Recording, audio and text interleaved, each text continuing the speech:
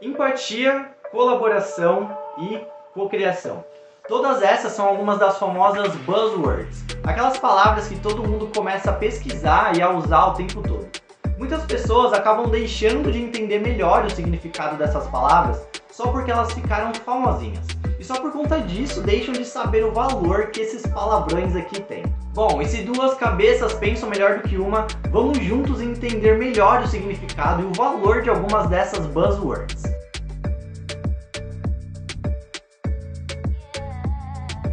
Hey Maker, eu sou o Vitor, sou apaixonado por educação, sou professor e consultor de Design Thinking e eu ajudo as pessoas a experimentarem a inovação através das metodologias ágeis. Esse é o nosso terceiro episódio da série Competências do Futuro, onde a gente vai falar mais especificamente sobre duas competências que têm muito a ver com a minha abordagem ágil favorita, o Design Thinking. Hoje vamos falar sobre cocriação e prototipação rápida. Se você está achando que as melhores ideias são feitas individualmente, é porque você ainda não entendeu o valor da cocriação. Que tal se nós juntos aqui cocriarmos uma ideia para a gente pôr em prática a prototipação no nosso dia a dia? Bom, mas para isso acontecer, primeiro a gente tem que saber o verdadeiro significado da palavra cocriação. Na real, essa palavra deu o que falar e até hoje algumas pessoas ficam meio confusas quando ouvem esse termo.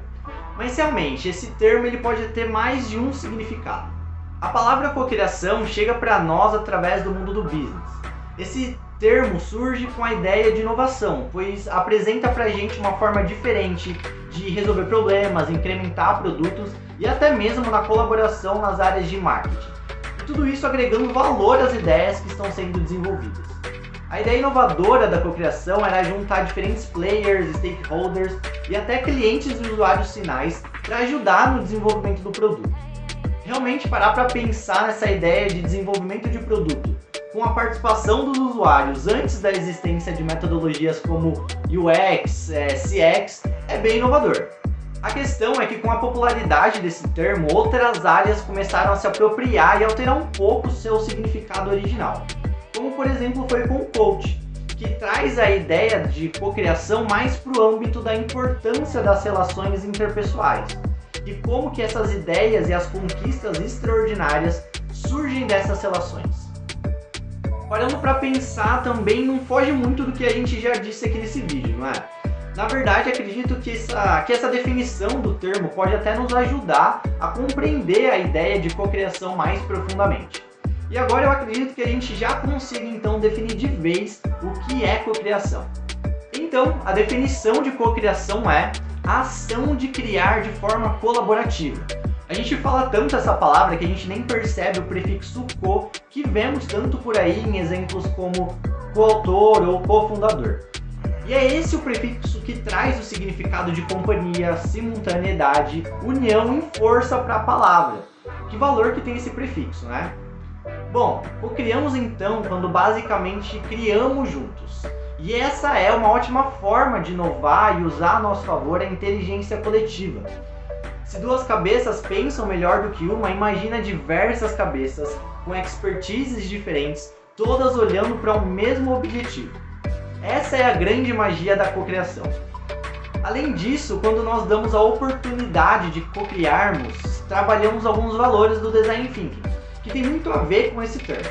Pensa bem, quando cocriamos, trabalhamos a nossa empatia, pois temos que ouvir outras ideias e opiniões diferentes da nossa sobre algo que todo mundo está desenvolvendo, e isso sem julgar. A colaboração também é outro valor do Design Thinking, e sem dúvida está presente nos momentos de cocriação. Acredito que uma das coisas mais interessantes em ações verdadeiramente colaboradas por diferentes pessoas é que no final a ideia ao mesmo tempo é de ninguém e é de todo mundo. E isso traz um alto sentimento de pertencimento. Por fim, um outro ponto da cocriação que está totalmente ligado ao DT são as equipes multidisciplinares, que é um dos princípios para as sessões de Design Thinking. Como a gente já disse aqui nesse vídeo, quanto mais pessoas diferentes, com expertises e habilidades diferentes, a gente tiver colaborando por um mesmo objetivo, a chance de dar bom vai aumentar demais. E para a gente finalizar a reflexão sobre cocriação, eu queria deixar para você os 5 princípios da cocriação, definidos pela empresa especialista em inovação colaborativa, a Frontier Strategy. E eles são o estímulo à participação, a seleção das melhores ideias, a conexão de mentes criativas, o compartilhamento de resultados e o constante desenvolvimento. E agora que a gente já entendeu de verdade o que é cocriação, vamos falar sobre outro tema que faz parte do método do Design Thinking e que eu ainda não falei, a prototipação. Botando em prática esse novo jeito de idear e de desenvolver projetos, seremos capazes de ter muito mais ideias. Porém, do que adianta ter diversas ideias sem saber como tirar as ideias do papel? Você já teve aquele sentimento de que alguém copiou a sua ideia? Ou que você teve uma ideia de um produto ou app super novo e do nada alguém aparece com aquilo pronto e funcionando? Parece que roubaram a sua ideia e lançaram antes de você, não é? Se você já se identificou com esse sentimento, deixa aqui nos comentários qual foi a sua ideia que lançaram antes de você. Eu já tive esse sentimento diversas vezes. Bom, dentro do processo de desenvolvimento de projetos, existe uma etapa muito importante, que é a prototipação. Afinal, não adianta termos um bloco de notas cheio de ideias sensacionais se a gente nunca tirar as ideias do papel, certo? Bom, para você que está cheio de ideias ou quer apenas entender como tirar as ideias do papel, aí vai uma dica: trabalhe com protótipos. Muitas vezes a gente acaba imaginando que protótipos servem apenas para produtos digitais ou aplicativos, mas na verdade a gente pode prototipar qualquer coisa. Bom, vamos supor que eu fosse lançar um produto novo no mercado infantil, um avião de brinquedo, e que eu quisesse entender melhor qual que seria o design ou as cores que o meu time de desenvolvimento entendesse ser o mais interessante para o nosso público.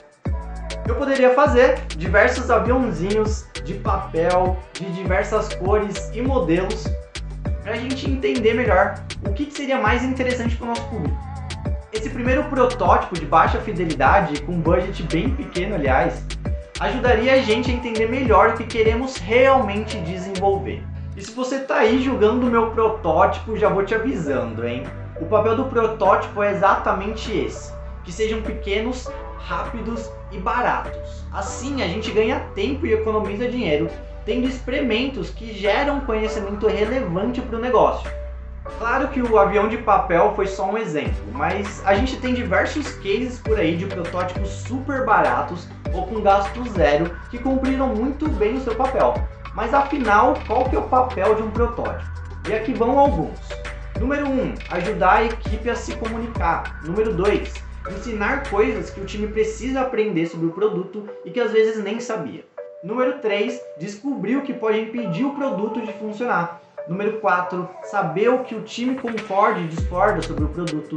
5, testar a usabilidade do produto. 6, definição de prioridades. E o grande motivo por detrás de tudo isso é que quanto antes falharmos no desenvolvimento de uma ideia, melhor será para o time. Afinal, quanto mais um time demora para descobrir que o que está sendo feito não funciona, mais dinheiro é gasto e mais difícil fica para fazer os incrementos necessários para aquilo funcionar. A ideia de incrementos, aliás, é muito importante também para o desenvolvimento de uma ideia, porque a cada protótipo feito e a cada fase validada ou não validada, a gente pode fazer os incrementos necessários. E assim a gente vai conseguir na fase final ter chegado num produto muito mais preciso. Bom, acho que até aqui a gente já conseguiu entender também a importância de se trabalhar com protótipos rápidos e baratos. Mas como fazer isso? E acredito que a melhor forma de te responder é te apresentando o que é um MVP. O mínimo produto viável, ou MVP, provavelmente será o seu último teste antes do real lançamento do seu produto final. A ideia do MVP é que você teste as funcionalidades da sua ideia com o mínimo de recursos possível, mas ainda assim atendendo todas as funções do produto. A questão aqui agora é que seu MVP ele precisa ser capaz de possibilitar ao seu público a ter a experiência mais próxima possível do que ele teria com o produto final, mas gastando o mínimo de recursos possível. Acima de tudo, o seu MVP deve ser usável, factível e entregar valor para o seu público. Assim você vai conseguir descobrir de forma barata e simples, utilizando o mínimo viável, se o que está sendo desenvolvido é o ideal para o seu usuário. Bom, e essa é a reflexão final do terceiro capítulo da série da CIA Maker sobre competências do futuro. Nesse episódio falamos sobre o que é, qual a importância e como co-criar e prototipar. Se você ficou com alguma dúvida sobre tudo isso que a gente conversou aqui, manda uma mensagem pra gente, vamos continuar batendo um papo sobre essa competência. E se você quer entender mais sobre a empatia utilizada nos momentos de cocriação, vai lá no episódio 2 dessa série, onde a gente falou sobre empatia multifocal. Se você curtiu o conteúdo, fala pra gente aqui nos comentários e se prepara, porque logo menos tem o 4º episódio da série Competências do Futuro da CIA Makers. Até mais e bora cocriar!